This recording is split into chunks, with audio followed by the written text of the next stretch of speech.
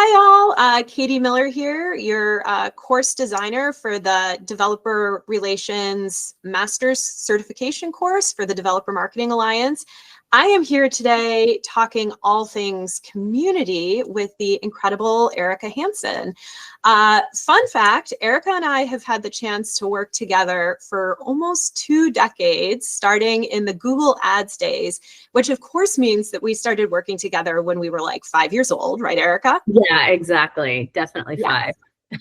And both of us were really fortunate that through our tech career journey, found this amazing home that is developer relations. And so that's what we're going to focus in on today, is very specifically some expert perspective on community building as it relates to the practice of DevRel. So Erica, what are you up to these days? Yeah, so I am now at Flutterflow and I'm based in New York. I joined Flutterflow about 6 months ago. It's basically it's a place for folks to build and design apps easily. It's more of a low code tool.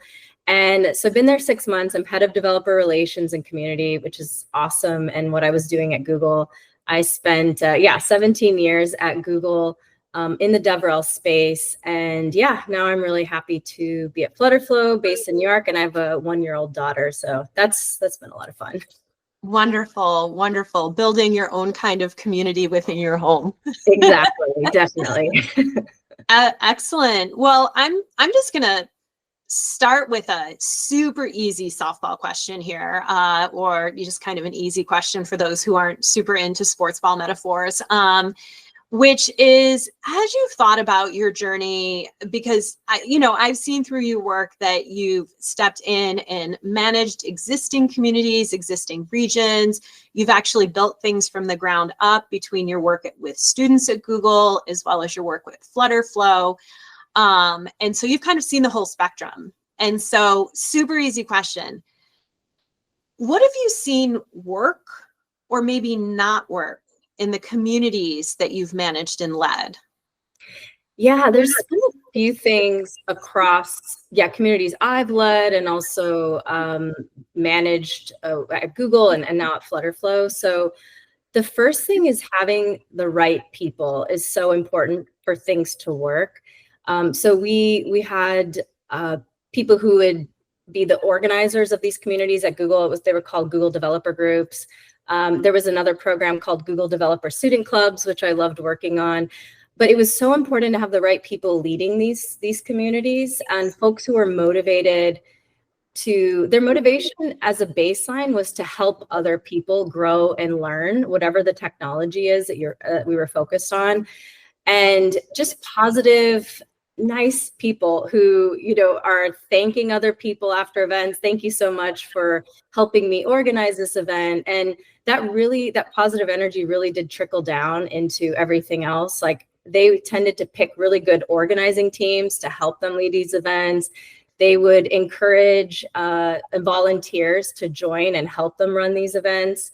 And then they would invite their friends and their networks. And it was all people who it was the right spirit. They want to learn and build together. Sometimes there would be a breakdown if maybe we didn't select the right person to run a community. Someone who maybe weren't as motivated to help other people learn and grow is a little bit more about themselves. And so sometimes there could be tensions between them and the organizing team, or if they didn't thank the team and recognize other people who were helping out and thanking and recognizing speakers and volunteers. And that's where things would break down. So I'd say that's something that works and doesn't work, is just having the right people running these communities. And so the other thing would be encouraging volunteers. That definitely helps. If there's people that were joining the events, just encouraging them, hey, do you want to maybe next time check people in, or do you want to help us organize an event in the future? And just increasing that engagement and getting more people who are just attending to engage more directly by having them volunteer. That worked really well with my dad, for example. He's been part of the same tech community for 40 years. It's called ISACA in Los Angeles. He was an auditor. He had a work question and went to the ISACA event, and he stayed for 40 years because there was really that sense of belonging, and he enjoyed the people he met. And then he started to get more engaged. He became a volunteer, a speaker, the president. Now he's, helping out with other stuff. So getting more people, like my dad's name is Larry, getting more of them to volunteer and stay engaged. I've seen that work really well with communities and their longevity. And then a couple other things would be getting feedback, asking people like, what did you think about the event? And tailoring the content around them.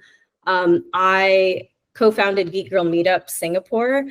I did that for 3 years and I absolutely loved it. And we actually had people, because when we sent feedback forms through email, didn't get a great response rate. So we went old school and printed out. I know it's not great for trees, but we did print out the feedback form and had people physically fill it out. And that's how we learned that the community wasn't as interested in coding. They wanted to learn more about building a startup. So we tailored the content.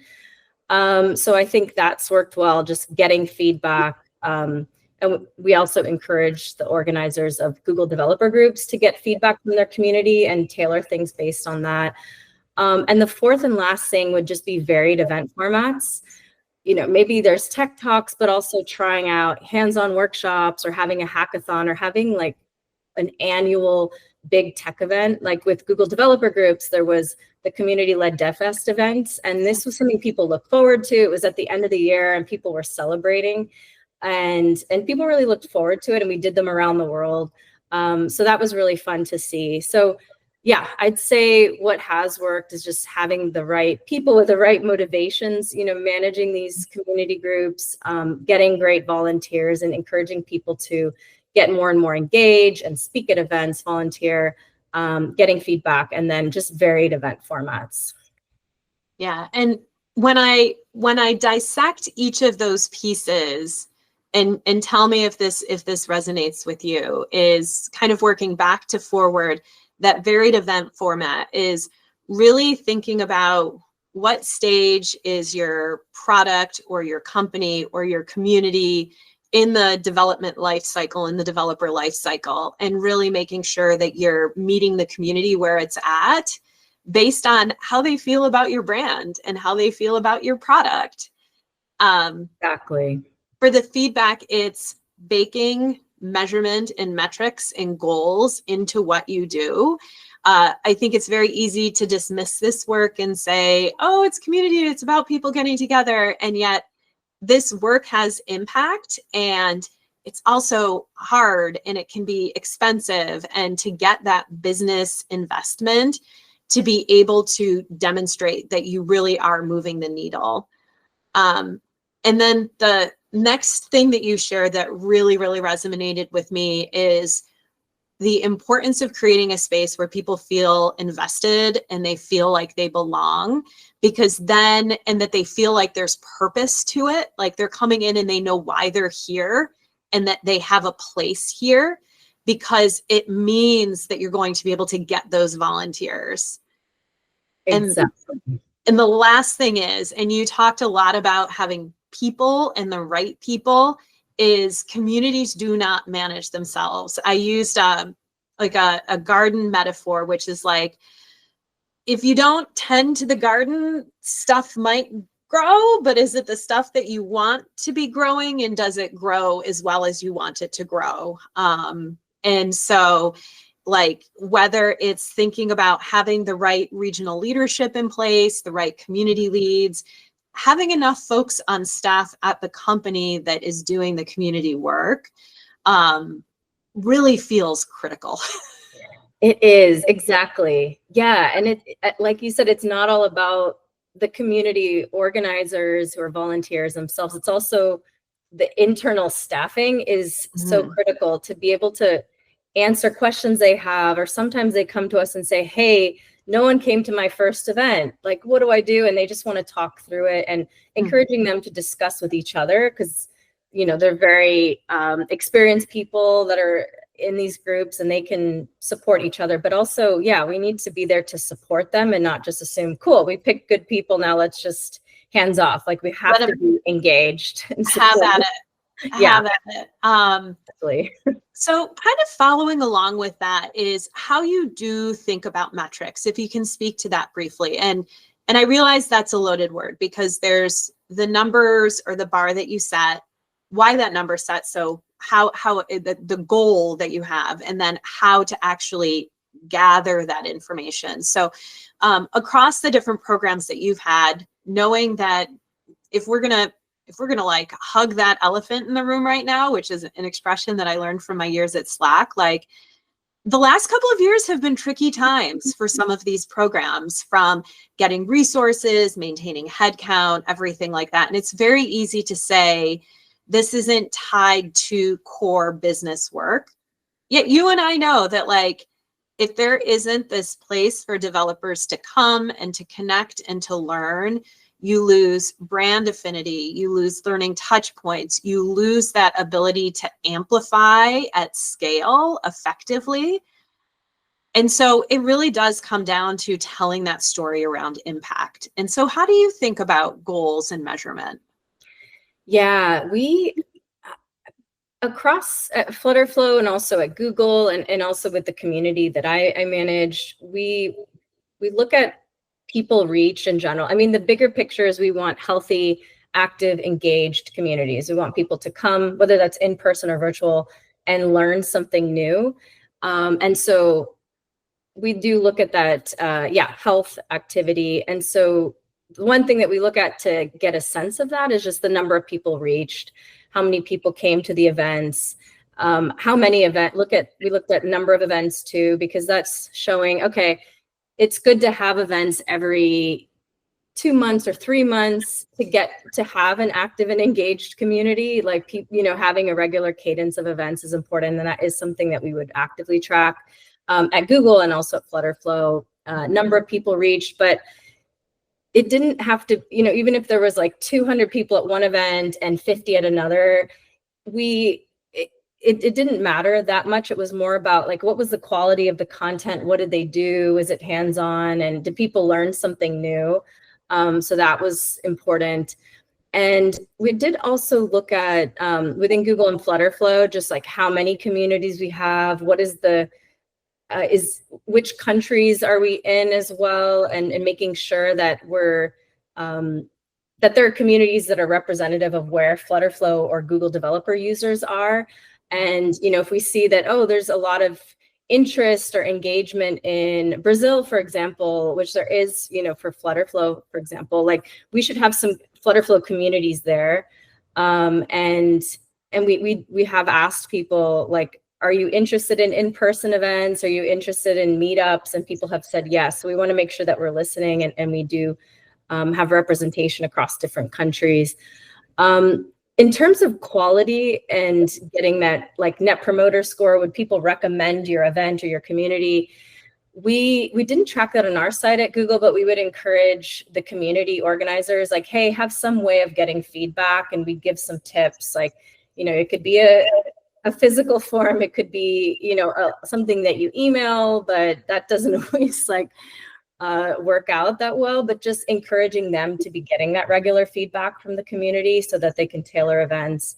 And we did ask for photos, and I mean, it was optional, but that was just more for fun, and not like there wasn't a metric tied to that, but it was just like, okay, show us like the event and how it was, and you get a sense of that through, the photos and folks posting on social media. So we did encourage folks to, like, hey, take a photo at your event and share that. But the main metrics are really around, just the health and engagement, like people reached. And for some of the competitions, like the Solution Challenge was something that we ran every year at Google for students. They built something using, a Google developer product. We did look at product adoption was something that, okay, this many folks are building in Android, or they're combining Android and Firebase, and they built something really cool. And here it is. The main point of it was just to get students to build something new and use Google developer technology. So we did look a bit at the adoption, but it was more about just like number of projects, how many people took part and just built something. And that was showing that they learned something first, and then they built something based off of what they learned. So yeah, those are some of the metrics that I look at. Yeah, and the things that I heard from that in terms of thinking about business value, that last piece, which is if you're thinking about a student population and somebody who's going to graduate, and we know from Stack Overflow data that developers do have influence over the decision-making process. It varies based on from company to company, but they definitely play a role, mostly because if a technology decision maker, if a buyer makes a decision and the developers are unhappy, they're going to be so resistant to actually using that technology. And so if you're planting that seed at these early stages, even if they're not necessarily going out and building and commercializing an Android app in that moment, they're going to have opinions going into the workforce. They're going to have skills going into the workforce. And so even if the developer journey is long, planting those seeds in those early stages of the journey is so important. Exactly. And they do, if they love the product and they are able to build some cool stuff with it, and they were engaged in the program, they will recommend it later, and they kind of bring their friends in. And we've seen some of them become advocates later on for the Google, like Android at their company, at their startup. And we did see some of the students become organizers of like Google developer groups, or they became, in some cases, Google developer experts. It was just like an expert program that Google had. And so that was awesome to see. And we're like, oh, cool. They started as a student leader, and then now they're still engaged and they're advocating, and they're teaching other people on social media, on YouTube, or they're an expert in one of our programs. So that was really cool to just see them continue to engage and recommend the product to other people. Yeah. One thing that you said that stuck with me, and it kind of leads to the next question, which is you've mentioned a lot about the footprint in different geographies, and those champions, those experts, and so forth. Because one thing that's always top of mind for me is no company is ever going to scale a developer relations org to necessarily match person for person, like the employee to developer reach. And so these communities, whether it's done virtually through channels or through virtual events, or whether it's done through these meetups, that becomes the megaphone. That becomes the scale of advocacy, because you have the folks on the ground, which is so critical. And so if you lose that as a company, all of a sudden you want to go into a new market, you don't have that footprint there. So you're building from the ground up. So community is such a great way to get that footprint. But you know, I know a little bit about how the Google Developer Program is structured and how it's been differentiated, whether it's by geography, by product, by archetype of user. In your experience, when have you seen it's the right time to differentiate, to go from like broad X developer, like brand name developer communities, to more specific product, or to have more differentiated experiences by region? Yeah, at Flutterflow right now, it's a startup. It has been around a few years, but we just launched the Flutterflow developer group program. And so right now it is, earlier stage. There is a vibrant community out there, especially we have a virtual community forum, but it's newer. So right now, like you said, it's more broad, and like, let's just get started, hear the feedback, and understand like how broad should we go? Like, let's just keep it, I guess, broad to see how things go. But with Google, the program had been around for, like, Google developer groups had been around for many years. And so over time, we started doing some of the product focused groups. Like there was Google Cloud focused communities.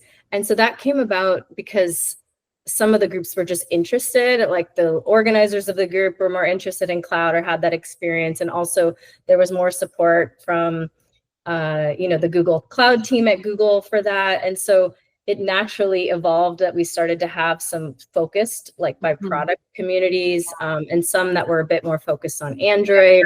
So I think, yeah, over time that happens. We also over time realize like, oh, there's a lot of interest from students. Yeah. Let's break out the program and have something more tailored to the student experience. Let's introduce a competition where students can build, like, because a lot of them have like capstone projects. So let's support them and think of this more from like helping them get their first job.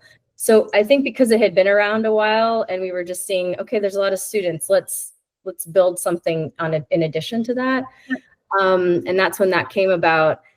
But really we did encourage each community to, it was okay for them to differentiate themselves based on what their users in their community were interested in. Also, we found that it was kind of based on their own expertise. Sometimes some of them would tell me like, I just feel I'm more inspired to help new builders, like people who are brand new. So they tended to have more like intro to or kind of beginner events. Yeah. And that's who they were kind of tailoring the events to. And but with that, it was very important to set expectations. Like this event or these series of events are for new people. You should download Android Studio first, just like setting expectations, go through the basics. And then the people who were coming had a good experience. Like, okay, this event was for me. I'm a beginner.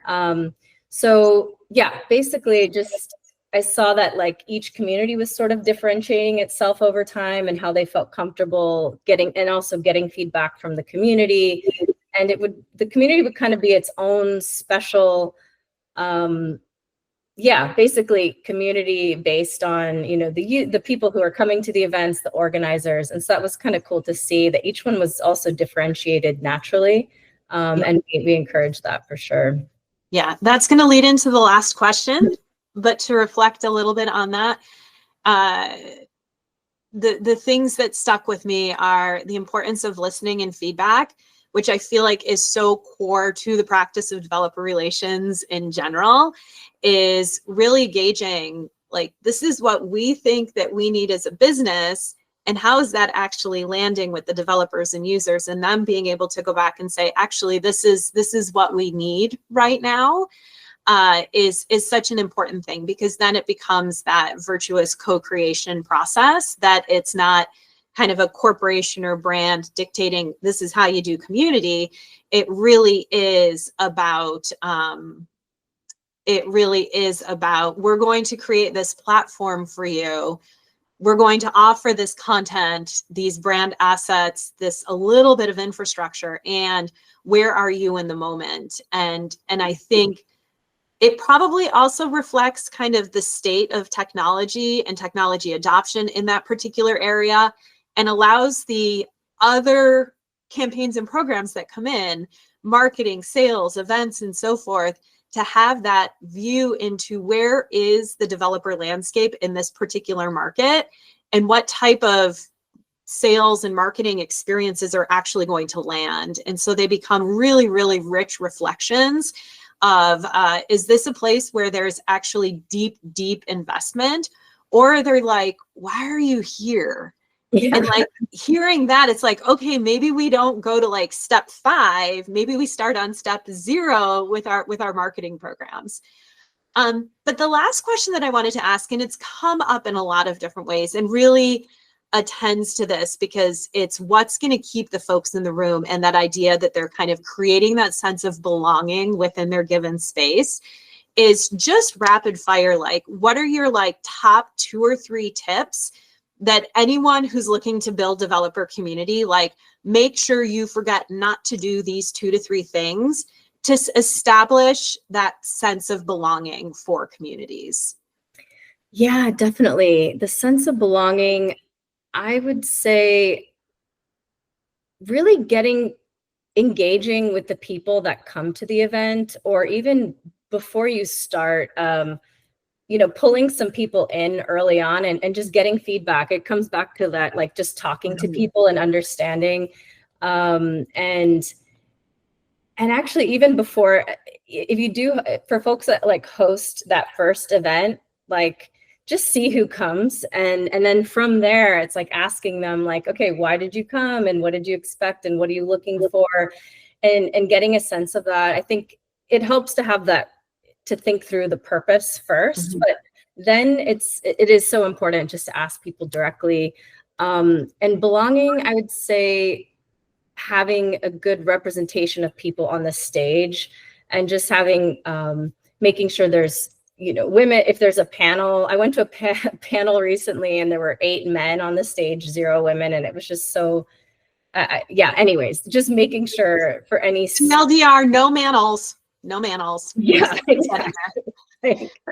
Just really making sure that you're thinking about who's on stage. Is this representing our audience? And so having a diversity of speakers, and having, it's so important, the right people, like, and having a great organizing team. Everyone's in it for the right reasons, to help other people learn. And it's about the people, and thanking people. That's the biggest thing. Like, thanking people for coming. Thank you people for being a community organizers. Just thank yous and recognition go really far. I think that's critical. Yeah, I love that wisdom. And that, I mean, all of that really gets to understanding the developer audience, understanding their motivations, understanding how they make decisions, and gratitude, recognition, purposefulness, coming in and feeling like they can see themselves. I know definitely, it's this practice of work really is diverse. And how do we make sure through our community activities that it is inclusive and equitable? And I'm just so grateful for the knowledge drop there. I think we are at time here, though, Erica. I feel like I could ask you 50 more questions, but I think for our listeners here, I'm gonna leave it there. Thank you for your time, listeners. Thank you for tuning in, and hope you enjoy this little knowledge drop on community strategy with Erica Hanson from Flutterflow. So, thanks, Erica. Thank you. Thanks so much, everyone. Bye. Bye.